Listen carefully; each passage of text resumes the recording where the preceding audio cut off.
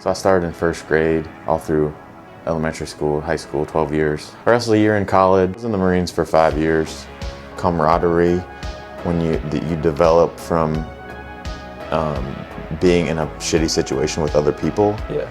So like I enjoyed that, but like my goal was to break a world record. Like I told people I want to break a world record. Yeah. But I wasn't prepared to do certain things that I thought were necessary for me to get there. People, like my first night, I think I went with Big Ben. Yeah. And like he obviously like handled me very easily. I used to have Hulk Hogan hair when I was a kid. Like I had blonde hair, and I got a picture somewhere, but it was like shoulder length. He was my hero when I was a kid. This is exciting. You gotta chug that coffee. Can I just like put it down here and not touch it? Huh? Can I? Why do I have to? Do I have to chug it? Oh, Can I just put it down? Oh. Okay. How long did you wrestle for?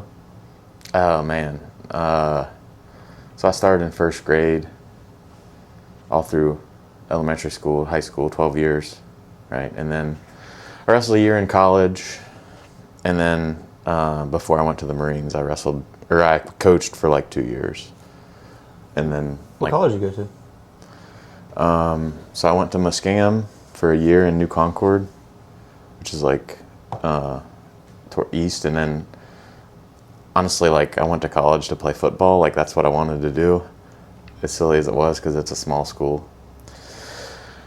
And wrestled and played football there my freshman year, and then we went 0-10 for the season. Not bad. And I was like, dude, and going from really good in high school, I probably had a pretty big ego, to really doing bad. I was like, so I transferred and went to a different school, and I planned on wrestling there too, but like I was this, dude, we're gonna go back. So when I was at Muskingum, I wrestled W&J, which is the school I transferred to, and beat their heavyweight. And like it was a really good match. Like I beat him in overtime. So the school I transferred to was W&J. So the coach knew me there, and he's like, oh, like he wanted me to wrestle there. So I was like going in and wrestling with this coach during football season, and like I hurt my knee, and like that's illegal. Like you're not allowed to train. Never told the football coaches I was doing it. Like had to hide this knee injury. Like I'm like second string at this. We were pretty good. Like we only lost like 2 games, made it to the playoffs. But I'm having to like limp around and not show that I'm limping. So that's when I like stopped wrestling completely. But to answer your question, like 14 years including coaching, I guess. Okay. And then I've been here. What school did you coach at? My high school, Barnesville, yeah. Okay. Little high school. So you just do just wrestling and football then? Did you do any other sports? Yeah, so like growing up, I tried soccer, and when I was really little, baseball. But the only sports that like were exciting to me or that I like really enjoyed were football and wrestling. Wrestling was like my dad wrestled, my cousins wrestled. Like it was kind of like a family sport. Like we were all pretty good. Yeah. And so it just like I gravitated towards the more physical sports, I guess. How long were you in the military for? So I was in the Marines for 5 years, from 15 to 18. No, that's not 5. 13 to 18. Yeah. So graduated college in 2011, and I just like hung out at home, figuring out what I wanted to do for a couple of years, and then I joined the Marines in February of 13. How was that? I mean, it was cool. Like, like I'm happy I did it, and I learned a lot. Like, you learn a lot about perspective when you have a shitty job. Yeah. And like, so we worked a lot of hours, dirty all the time. Kind of like don't get treated well, I guess, to put it politely. It's like it was fun with the learning experiences, and then there's something to be said about like a sense of camaraderie when you develop from being in a shitty situation with other people. Yeah. So like I enjoyed that, but like I don't know if I would recommend it for everyone. Yeah. And like I don't like, without getting too into conspiracies and stuff, like I don't like how the military is used in a lot of ways. Yeah. Big conspiracy guy then? I wouldn't say I'm big, but there's a lot of them out there, like. All right, give me one conspiracy you believe in. So I don't know. It's not that there's a lot of wars that are for money, I think, and that's not that big of a conspiracy. I think that's a pretty well stated fact. Yeah. But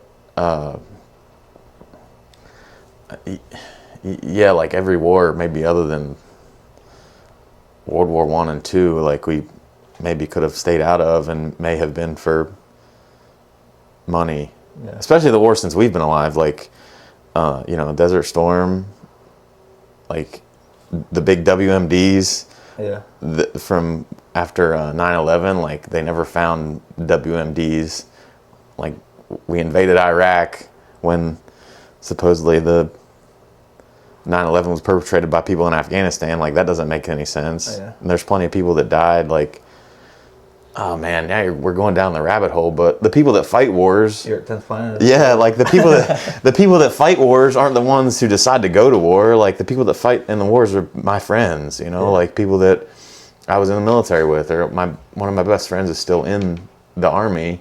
Like we're gonna send him to go die somewhere. The guy that decides we're going or where we're going, like he's just a rich dude, so to speak. Like so it's. So you're saying 9/11? Yeah, and like I'm not like a diehard either way, but like it's certainly fishy. Yeah. There's a lot like that. I was actually just talking about 9/11 a couple of days ago. Not necessarily the conspiracy part of it, but like I remember, I was 15 at that time, and I don't think there's probably been ever like a moment in history where more people joined the military within like a very short period of time, like whether it was like 24 hours or whatever. I remember people being like, oh, that's it. Like, yeah. And there's stuff like that all the time. Like you look at the results of something that happened in history, and it's like, man, like, the Vietnam, there was an incident where there was a supposed attack that got us into Vietnam that later came out that didn't happen. I think it was the Gulf of Tonkin, but anyway, like certain things have happened and like, wow, they really wanted to get into Vietnam and that was what they used. Like we really wanted to invade Iraq and Afghanistan, and I don't know. Like I don't know if I believe it was an inside job. Like like I said, I'm not 100% either way, but certainly like the evidence is I'd say out there. Like some of it's it's pretty substantial. Like super fishy.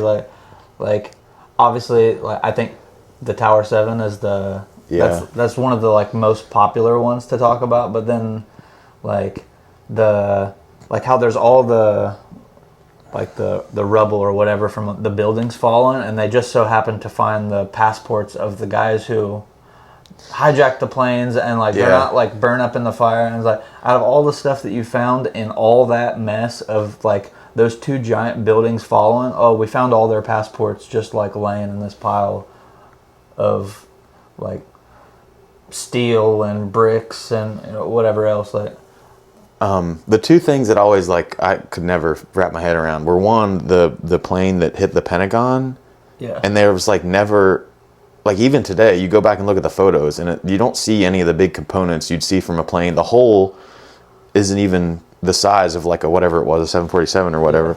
And the other thing is like how the jet fuel burning, which burns at a certain temperature, like melted steel. And then people have come out and said like, that's not possible. Like steel melts at this temperature, like jet fuel burns at this temperature. There's no way that you could bridge that gap. That's super weird to me. Yeah. And then like I don't know, like there's so much on the internet now, like where people have said that certain floors weren't allowed to be occupied for a while, and people think, well, that's when they were doing the putting the demolition equipment in, and like thermite or whatever. Yeah, and then it's obvious. It looks like a controlled demolition, like the way they fall. Yeah.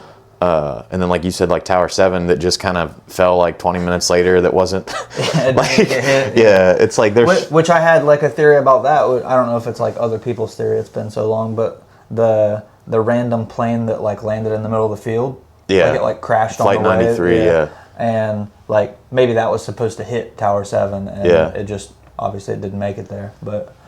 And then it blew up thinking like, oh, that plane should have hit by now. Like it was on like a timer or something. But. Yeah. And I don't know, like I feel like something like that would be orchestrated, people would eventually like say something.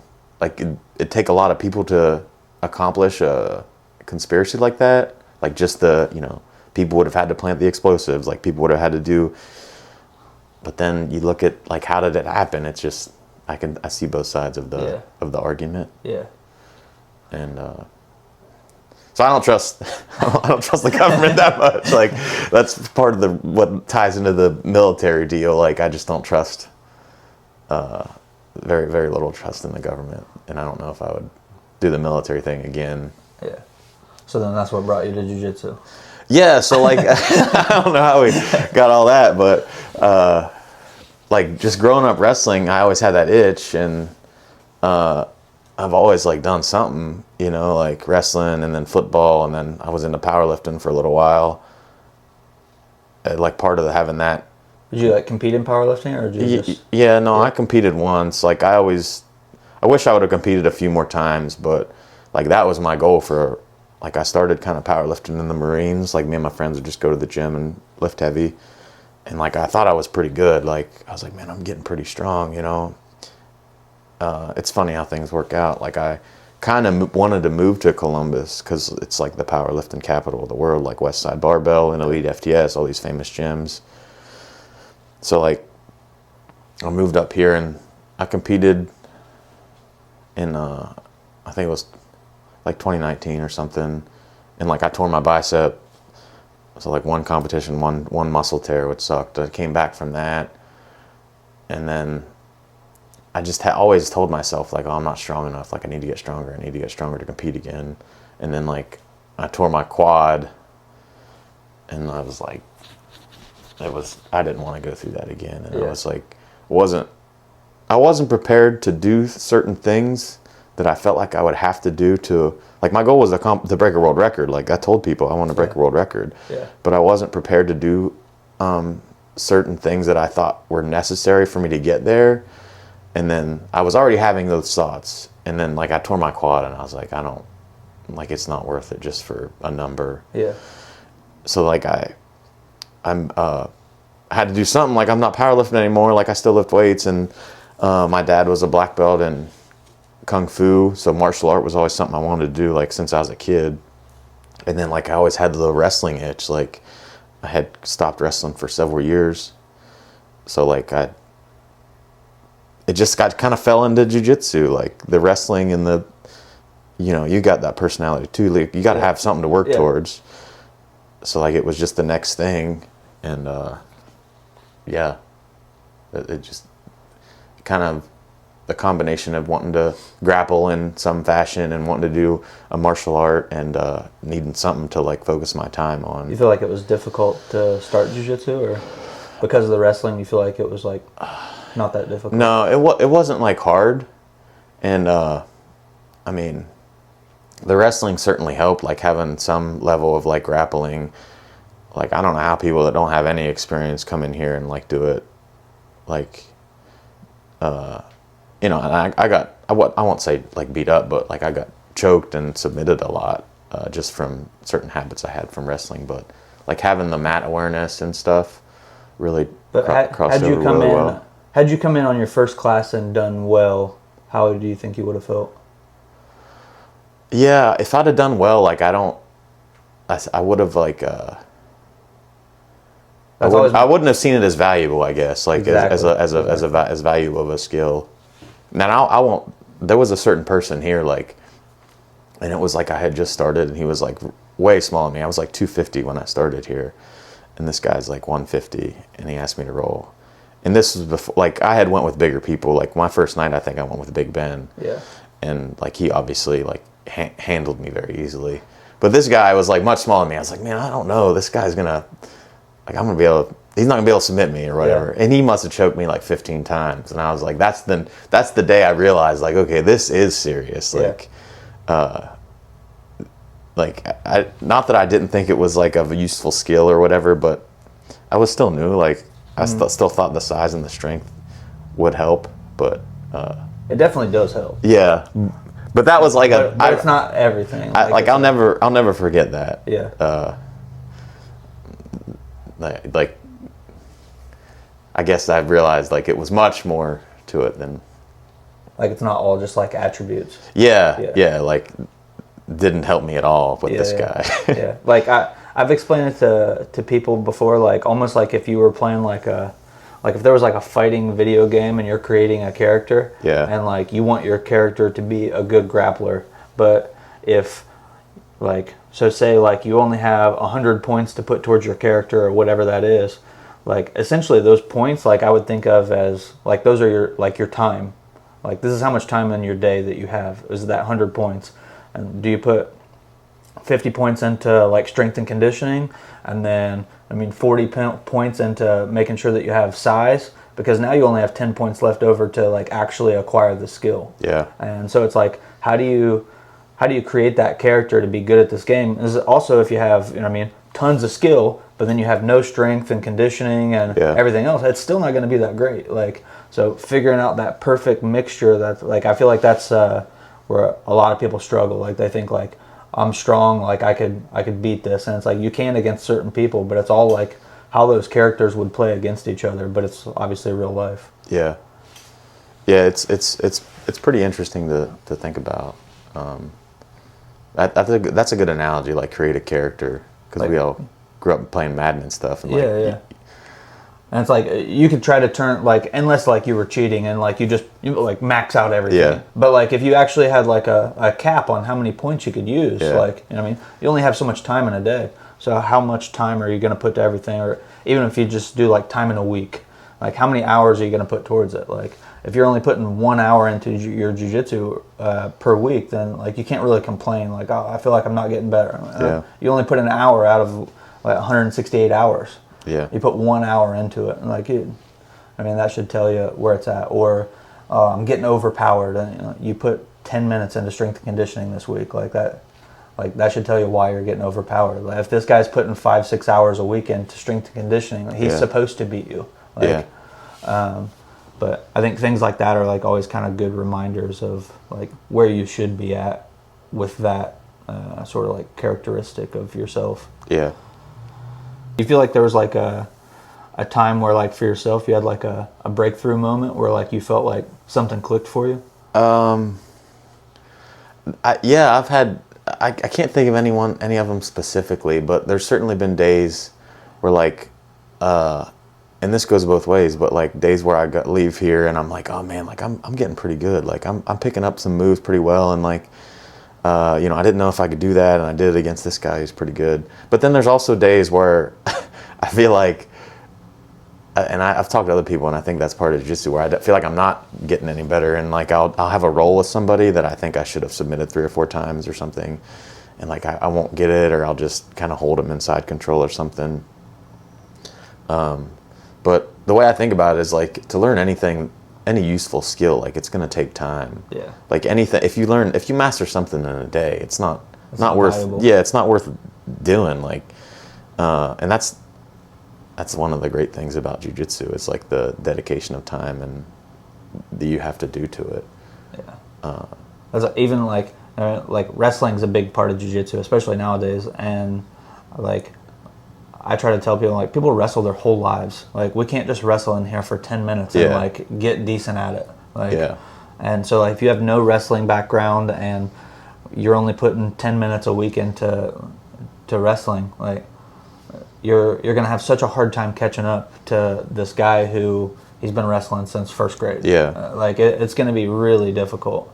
But constant reminders, like, because I'll hear people say like oh, I'm still terrible at takedowns. I feel like I'm not getting any better at takedowns, but like part of the reason is like putting that time into that attribute. Like we want to improve at wrestling. The only way to do it is you gotta put more time into it. And like there's no kind of beating around. There's not like a secret move where like you're gonna learn a double leg and all of a sudden you can just do it on everybody. It doesn't work like that. Like every wrestler at the Olympics knows how to do a double leg, but like why do you not see everyone double legging? Because right? Like the other person is also good, so that there's a weird like you have to remind yourself like, oh, the other person is also good. The other person is just like me, and they're trying to get better too. And so it's a weird thing to remind yourself of. I think with me, like maybe everybody's like this, but the repetitions, like to get good at a takedown, man, you got to do it 1,000 reps or something, you know, like it's the same thing with jiu-jitsu moves. Like the way I learn is like I have to do a lot of reps of the move. And then with wrestling, like, you know, like this guy could, you do a double leg, like you said, there's 100 ways the guy could react. So if you practice it one way and your opponent reacts the same way every time, it's going to throw you off if somebody does something different. Yeah. It's just, you gotta get a bunch of reps and practice, like, you know, even if it fails, you why did it fail? Like, what did this guy do or whatever? Yeah. How did he react? Like, what do I need to do better? And then get reps doing that. You know, it's just. Yeah, I think that's something that, especially newer people, they don't acknowledge. Like, they think more of like individuals. Like, I can tell when the way that someone asks me a question about a move, like, they almost like they have that mentality of they learned the move, they tried it, it didn't work. Why didn't it work? And it's not so much that the move doesn't work, it's just the other person's actually resisting now, and they gave you some sort of resistance. Like we know a double leg works. Yeah. But then you go for the double leg and they sprawl. And it's like, now you need a follow up to the sprawl, but you need to acknowledge to yourself that a sprawl happened. It wasn't that the double leg failed. Yeah. The double leg failed because of the sprawl, but can you salvage it now? So now it's like, okay, now I'm in a sprawled double. How do I finish a sprawled double? Or I shoot for the double and they cartwheel over top. How should I turn and reconnect or whatever? How should I follow them through that? And then now I have another way of trying to finish what initially was started with a double, and then now you're essentially chaining moves together. Yeah, that's just what I was going to say. Is that's chain wrestling. That's what they call chain wrestling, is putting subsequent moves together. Yeah. But acknowledging that it's not all just individual moves. Yeah. When you try to learn individual moves like that, and then I think that it's still one of my my main reasons why I think so many blue belts quit is because they run out of new moves to learn. Yeah. Like by the time you're a blue belt, like you know rear naked choke, Kimura, armbar, you know, like basic leg locks. You know all the main moves of jiu-jitsu. But what makes the difference between a blue belt and a black belt is like being better at those same moves. Like there's no new moves to learn. Like, I mean, for the most part, it'd be just like wrestling. Yeah. Right? Like, what makes a difference between my double leg and Jordan Burroughs' double leg? Yeah. He's better at the double leg. He knows more details, and you know, like there's more things that make his better than mine. And it's not that like he's doing a different double leg or anything like that. It's just the proficiency at that technique or whatever. Yeah, I still feel that way about wrestling. Like I could always wrestle better. Like I could always get better at takedowns. So it's like, and you don't need 1,000 moves. Like if you have, I've said this when I coached wrestling, is like, you don't need 70 takedowns. If you have 2 or 3, like what, everybody watches Jordan Burroughs, double leg. He's gonna hit a double leg. He's the Olympic world champion like 7 times. Everybody knows it's coming. They can't stop it. Like you don't need 100 moves if you have several that you can do on everybody. Like it's you know, you're going to be successful.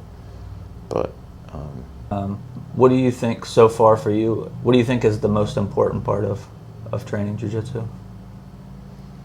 I think just getting, like I kind of touched on before, is like getting reps when you're like doing a move. Like try to get as many reps as with your partner as you can.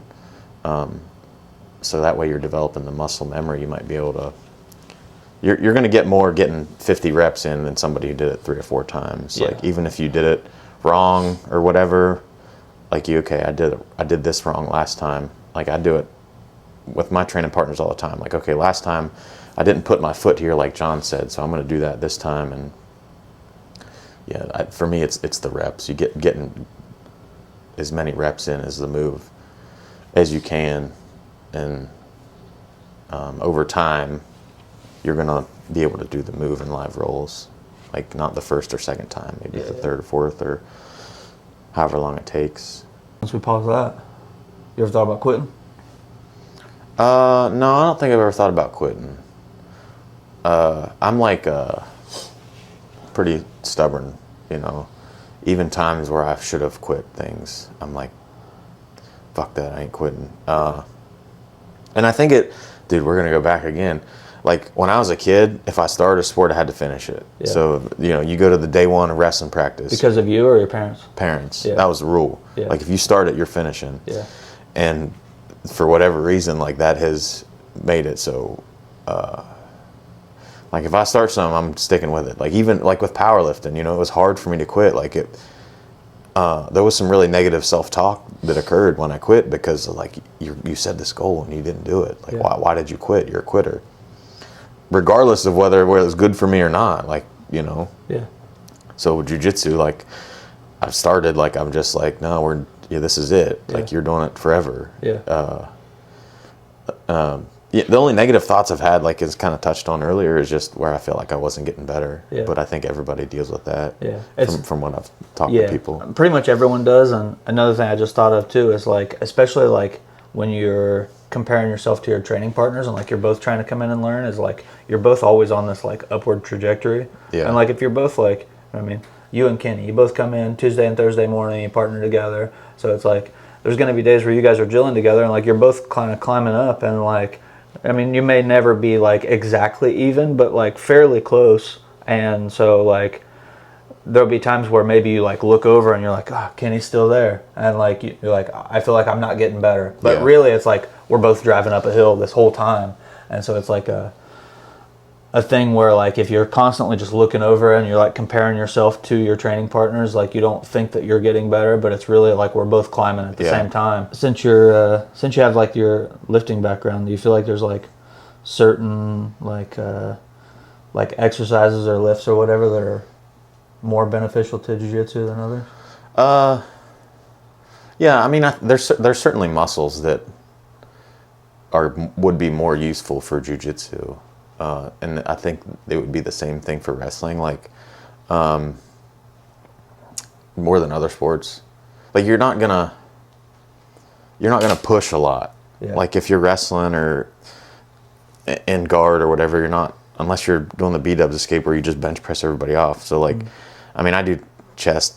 I'm a meathead at heart, but I think the pulling muscles would be more useful. So your lats, your biceps, certainly your hands, your grip strength, like that's going to be very useful for jiu-jitsu. Yeah. And then the leg endurance, leg strength for positions would be useful. I think deadlift is pretty good, like for overall strength. Like you just think of, it's almost like a deadlift when you stand up and you're in guard. Yeah. You know, it kind of similar movement anyway. So yeah, I definitely think there's certainly moves and lifts that would be more beneficial to work. Back strength, you know, the same thing for pulling. I don't know if I said that, but I apply everything to wrestling, so I'm just thinking of like in my wrestling stance, like what I'm doing. You're pulling more, you know, grip fighting more. Yeah. So. Yeah. So I feel like I was talking the other day about this. I feel like after you trained here for a while, what I feel like made us sort of gravitate to each other was when we found out we both like pro wrestling. Yeah. And it was like, did we just become best friends? Yeah. So the most common pro wrestling question, who would be your Mount Rushmore of pro wrestling? Well, I mean, I have to say Hogan, just for me, like, I used to have Hulk Hogan hair when I was a kid. Like, I had blonde hair, and I got a picture somewhere, but it was like shoulder length. He was my hero when I was a kid. He went to WCW I watched WCW, like NWO. Yeah. For life, you know. So number one, I'd say it'd be Hogan. So 4 for Mount Rushmore. I feel like I'd have to say Bret Hart, because he's probably the best worker or Flair, Bret Hart. If I'm picking the worker, to use a pro wrestling term, Stone Cold I think would be up there. So that's 3. I guess Flair, so we'll do Hogan, Hart, Flair, and Stone Cold, I think would be my 4. But nice. There's always you can always make a case for for a lot of people. Yeah, for a lot of people. There's 50 people you could put on there. Yeah. So I feel like, I don't know mine exactly. I have a good idea of who I would say. But I feel like a lot of people, they, when you ask them a Mount Rushmore question, they'll just tell you their favorites of all time. Yeah. And to me, when I think the actual Mount Rushmore, it's those aren't the best presidents of all time. Yeah. They're 4 people who they made the country what it is, basically. Yeah. And so I'd feel for me, anyone pre 1990 or post 1990 is basically out of question. So Stone Cold, my favorite of all time. Yeah. But I don't think I would put him on Mount Rushmore for that reason, because it's he's too new. Yeah. And not that he's new, but too new for Mount Rushmore. So I would say Hulk Hogan, probably Ric Flair. I would probably go Andre the Giant. Yeah. And then the last one, kind of tough. I feel like it could be Macho Man or Roddy Piper. It could also be Ultimate Warrior. There's definitely some recency bias. The more recent people, you're more, because if you look at, I'm not a wrestling history buff, but there's plenty of people throughout wrestling history that made a very large impact to the sport of pro wrestling that you and I would have never even. Bruno Sammartino was huge. Yeah, I never watched. Yes, yeah. Bruno was huge. There's plenty that you could argue that made a gigantic contribution that we would have never. For me, I would almost start that era. So first president, right? It's obviously the United States land was here before then. So, yeah. But I feel the era would start WrestleMania 1. Yeah. And so if you go from there, wrestling is what it is today from that point on. Yeah. And so I would almost go from then. So 84 up, that's when I would start my Mount Rushmore. But you could argue, and just for the sake of argument, you could argue that because of these people, we would have never had a WrestleMania 1. So I don't know. I don't know. There's not a right way, We're it's a thought game. All hypothetical. Yeah, but But them also saying WrestleMania 1, that was a gamble. And so it wasn't it was built and it was oh, this has to work, or this one day could put us out of business. Yeah. And so, but I feel that's the make or break time where it's you know what I mean, Mount Rushmore. It's all right, we're calling this a country now, and and George Washington's going to be the first person on Mount Rushmore, and it's WrestleMania 1 main event, Hulk Hogan. And then he's the main event for basically the first 9 WrestleManias. Yeah. So. Yeah. What's your? I want to ask you a question because I want to answer. I want to answer the question I'm going to ask you. What's your favorite match of all time? That is a tough one. Mine is. There's no question, but go ahead. Okay. All right. So favorite match based on you enjoyed watching it or just memorable, because I kind of feel I have a little bit of both. Because my most memorable match is for sure not the best match. Yeah. My favorite match is not the best match. Yeah. But just answer both, just for the... most memorable match, because I feel I've watched it so many times because I liked both of them, but I think the match is terrible. Hulk Hogan, Ultimate Warrior, WrestleMania 6. I thought you were going to say that. Yeah, okay. I've watched that match so many times, but I remember even as a kid, I loved both of them, and I was I can't believe they're going to have a match. I remember falling asleep during that match. It was so boring to me. So terrible match, but good match. I would say the first one that pops into my mind is Shawn Michaels Razor Ramon ladder match at WrestleMania 10. Yeah, that's a good match. So my favorite match of all time is a terrible match. Well, in regards to work, but WrestleMania 3, Hogan and Andre. Yeah. Like, to this day, like, I'm 36 years old. I can get chills from watching that match and like know what's going to happen. It's not a very entertaining match. Like, you and I could do the match. It's like leg drop, bear hug, like slam. But just what do they say? 93,000 Pontiac Silverdome. Hear Gorilla. I can hear Gorilla Monsoon in my head right now. Yeah. And then I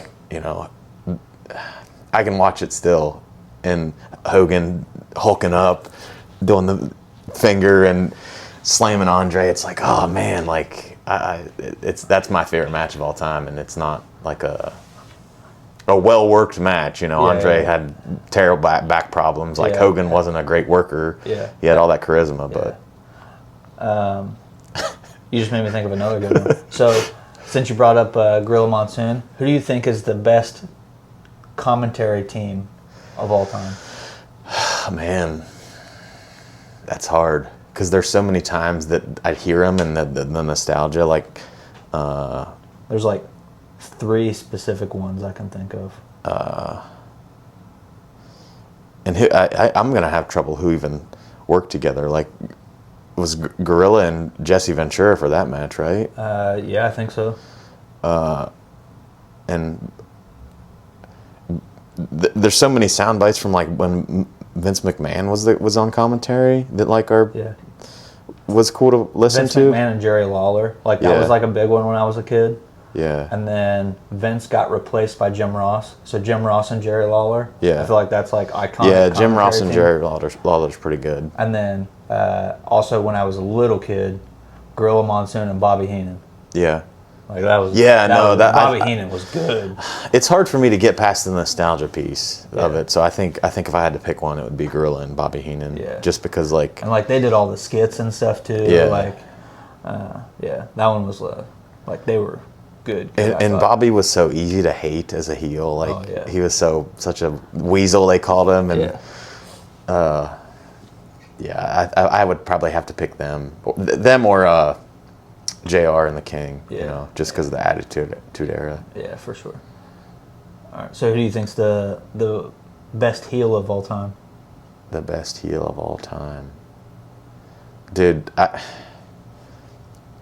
I'll just say it. Whatever. I think Hogan NWO was a good heel. Yeah. But I'm a Hogan guy. Like he was.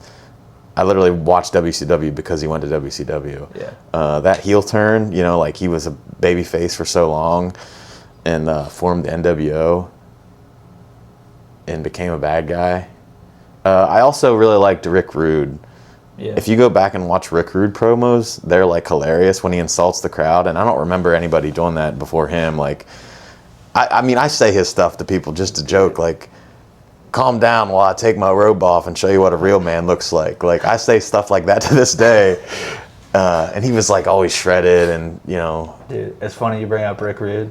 So, crazy little thing here. But, so I just heard a thing about Rick Rude, like maybe this morning, if not it was yesterday. And it was Rick Rude giving advice to Paul Heyman. Mm-hmm. And it was, so like when you're cutting a promo, and you want to act like you're in pain. Rick Rude's advice to it was, pretend you have a pencil in your ass and you're trying to break it.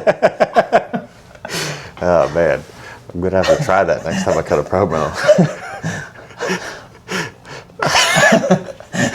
Yeah, I mean, I could see the face like I'd be making. Yeah.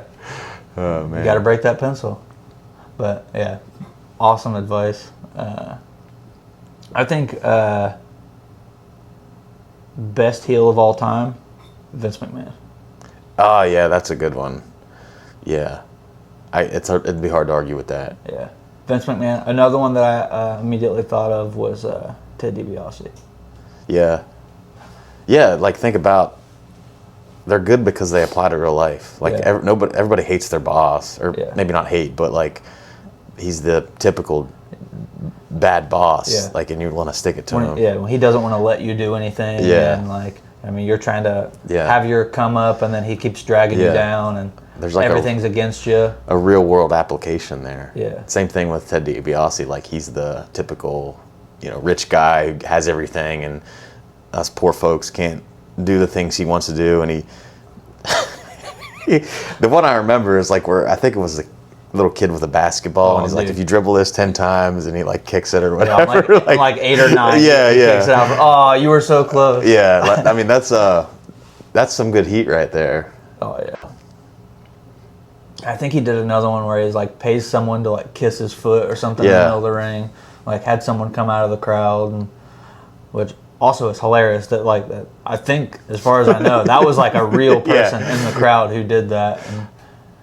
But yeah, that shows how good that character was. He legit got somebody to come out of the crowd and kiss his feet for $500 or whatever it was. Yeah, those are. I think those are better answers than my answer for sure. I loved his laugh too. That like he was so good at it. I don't know. I mean, can you think of another laugh that even compares to that? Yeah, like who else can you remember? Yeah. Not even in wrestling. Yeah. I can't even think of like an iconic like movie laugh that kind of compares to that. Yeah. But. And that was I think that's how his theme started too. Yeah. Right. Was the laugh. But, the laugh. Like who else's laugh is recognizable? You know. Yeah. Yeah. If you were like a '90s wrestling fan and you hear that laugh, all you got to do is hear that laugh, and you're like, oh, $1 Million Man. Yeah. But. What I got a question. What's your, if you had to pick one theme song, what would be your favorite theme song? Favorite theme song, or I mean, is it going to be my theme song? I mean, you got to use your favorite theme song as your theme song. Yeah, it's a hard question. It is for me. I mean, favorite theme song, I would say probably Stone Cold. Yeah. But Vince McMahon's was a cool theme song. Yeah. It just like played into that character just so well. Yeah. What's your favorite? I'll probably. I mean, my favorite, and it facilitates a reaction. There's like 3 or 4 of them, but probably the Real American. Yeah. I am a real, like I can listen to that when I'm lifting and get fired up. You know, again, 37-year-old man, like what the hell. But I also really liked HBK's and Bret Hart's. Yeah. And then like Ted DiBiase's was good, but like. Specifically HBK's and Hulk Hogan's, like I've listened to when I've like lifted weights before. I don't know, like it still kind of gives me chills every once in a while. Did you ever think you were going to be a pro wrestler? No, I kind of regret not taking that route sometimes, honestly. But I never even thought about it. Like it's never something that I was like, man, I should just try it. Yeah. Especially like back in the day, like I feel like it was like a more difficult like road, and like now like they actually have tryouts and things like that. Like you just go do a workout with them or something and cut a promo, and then they have like schools and all that. I feel like there was no like if I would have known about a pro wrestling school when I was like 12, like, I would have been doing everything I could to go to that.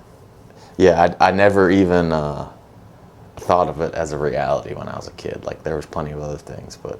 As big as some of those dudes were, for me, I was always like, yeah, there's no chance. I'm way too small. Yeah. Because there were no small wrestlers back in the 90s. Like, 1, 2, 3 Kid. That was about it. Like, and then, like, Rey Mysterio came around later on and things like that. But now there's way more small wrestlers. Like, but back then it was just like, especially in WWE, just all the giants. Like, just everybody was huge.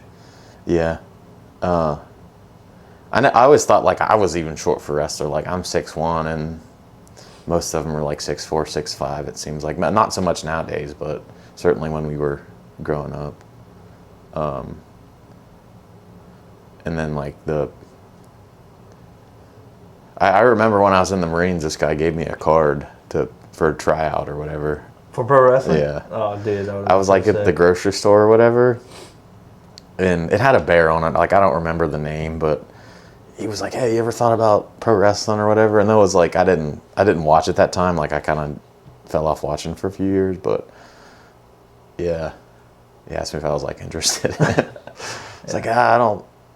And I knew it was like a hard life at that point. You know, I was in my 20s and I was like, man, I feel like that'd be a hard life. I'd try to that, but I kind of regret not giving it a try for sure. That would have been amazing. I know I took a break watching wrestling from like 2003 till July 2012. And the reason I remember that because I had knee surgery, and when I was posted up on my couch, I got back into watching wrestling, and then it was like the greatest thing because that was like I could catch up on 10 years of wrestling, and like I had so much content to watch, and it was all stuff that I had never seen before, like most of like the invasion stuff, like I had never even seen before, so I got to go back and watch all that for the first time ever. And yeah, my break was a long time. Like I remember watching WCW, and then like I think when WCW like folded, like I didn't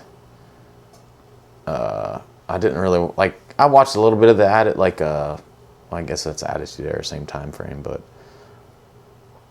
like I didn't start watching again till like really till I come here, or a little bit before the time I come here. Like I started watching AEW, so it was like, dude, like I mean, when did WCW fold? Like 2001, and then there's like almost 20 years probably that I didn't watch. Didn't watch it at all in college. Like, well, we played. I watched a little bit because I watched the one WrestleMania. I think it was the first one where it was Undertaker and Shawn Michaels. 25. Yeah. So I watched a little bit in college, but not like regularly, I don't think. And then not all when I was in the Marines. So it was like, I don't know. It's weird how you fall off. We'll go back to jiu-jitsu for a minute and then wrap up. But okay.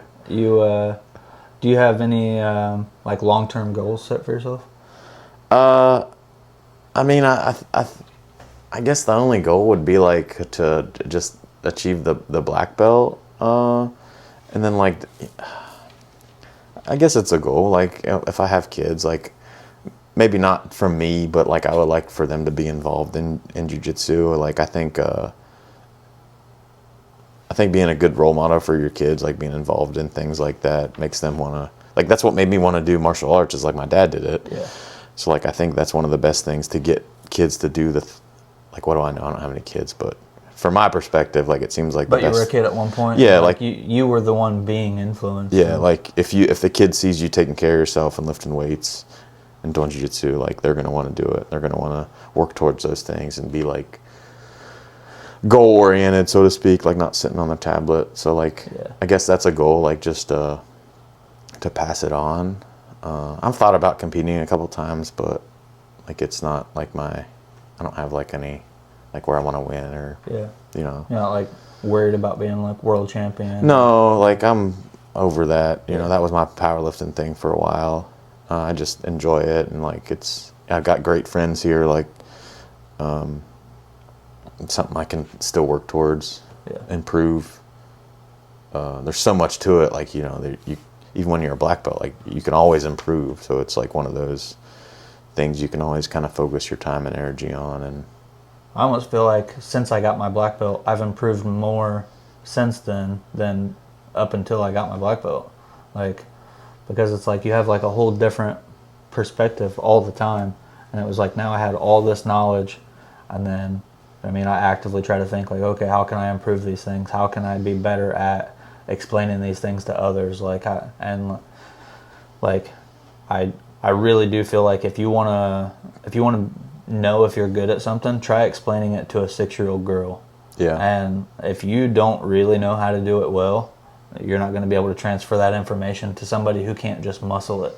Yeah. Which is why, like, I tell everyone, that works right now, but there's going to come a time when that doesn't work. And if you try to teach that to your daughter, is she going to be able to do it like that? And she won't be able to, because she can't muscle it. So learning how to teach them how to do it well, how to move their body well, things like that. I feel like you really, really have to know exactly what you're talking about. Like if you were going to teach someone how to deadlift, you would know foot placement, where your hip is hinging, and flat back, and where your posture's at, and head position, hand position, all those little things. And it's not as easy as just being I'd just go stand in front of it and lift it up. And it's there's more to it than that. Yeah, that's an excellent measure. I've found like the couple times I've tried to teach wrestling, like I'll be like, oh, I got this, and then you like try to teach it and explain it. You're like, man, I sound like an idiot. Like I can see it in my head, I know how to do it, but explain it to somebody and touching on all the key things is pretty difficult. Like I've even had moments where like I didn't even realize that I do that Yeah, until right now, and exactly. I'm saying it out loud, and then I'm like, oh, and then someone would be like, well, why do you do that? I'm like, Exactly. why do I do that? Yeah. And yeah, I don't do that as much anymore, but yeah, I mean, there was definitely a time period where like that sort of thing came up all the time, and then that almost makes you more nervous when you're explaining because you're like, oh, I wasn't prepared for a question like that, like. But I think that is part of what helps you really understand what you're doing. No, exactly. And, I think so. Yeah, and it could be like that with anything. Like if you can't answer a question on it, and I think that's part of why like I hated actual school. Yeah. Was like my teachers would see me not paying attention, they'd call on me all the time for not paying attention, and then and it was always like I didn't understand like anything. Like I would try to look for like the answers so that I could get a good grade, but like you didn't actually understand anything, and which obviously that's why you get terrible grades. Like you can't like recreate things and like kind of figure it out on your own. But when you have like a solid knowledge of the topic, like you can kind of explore and kind of answer anything. Yeah, it's being able to answer people's questions like that's how you know if you understand the concept really well. It's like because people would do it like, well, what if they do this? Like if I'm teaching a double leg and I can't answer, I had to react to somebody's sprawls, like I don't know the concept very well. Yeah. So it definitely makes you like helps you to realize that okay, I either do know how to this thoroughly, or maybe I need to study up a little more. But that's one of the best things about Jiu Jitsu, I think, is like it's endless. You know, you could work on it for 20 years and I'll always have something to learn. It's always something you can like look to where okay, I'm improving in this, or even if things in my life aren't going very well, like I have Jiu Jitsu to like focus on and keep and kind of take my mind off things and continually like improve on it. I don't know. Yeah, I think that's something that's like huge. I've talked about that exact thing before. Like, you know, everything outside the gym can be just like wrecked. Yeah. And then like the moment you like slap bump and you start a round, like you forget about your entire life. Yeah.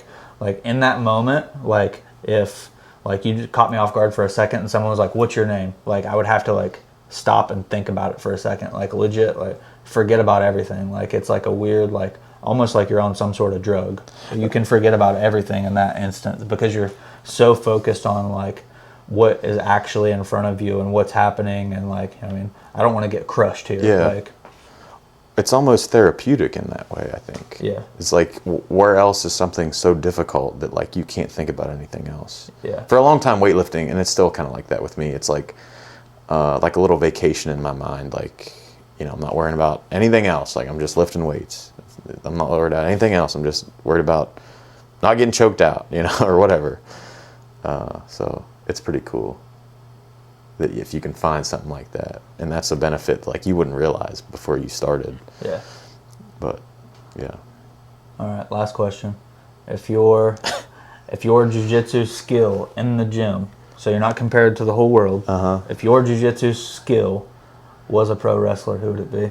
If my jiu-jitsu skill was a pro wrestler, so it would have to be a big dude, because like I mean I'm Big Paul, like that's what everybody calls me. So I feel like and it couldn't be the biggest because I'm not the biggest. So who would be like a? But it's just strictly your skill. My skill? Oh man.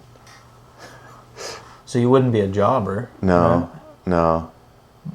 Dude, I'm gonna go. But then you also wouldn't be like John Cena. So no, like here I got it. I think. Little bit of ego in here, but I think Kurt Angle. Okay. Because like he's the wrestler. I feel like I'm kind of known as the wrestler. Like I'm not the only one, but certainly not an Olympic gold medalist. But I think Yeah, I think it'd have to be Kurt Angle, Yeah. which is great. That's awesome. Like I'll rep Kurt Angle all day. And it's just out of the gym. It's not out of the world, so it's not like you're saying like, oh, I'm basically Kurt Angle. Like, but like as far as the gym goes and like the community we got here and things like that, like I think that's a good one. Yeah, that's a good question. I like that. Yeah, but not everyone watches pro wrestling, so I don't think I could ask that to everybody. Yeah. So, hell yeah, sick, dude. All right, that was cool.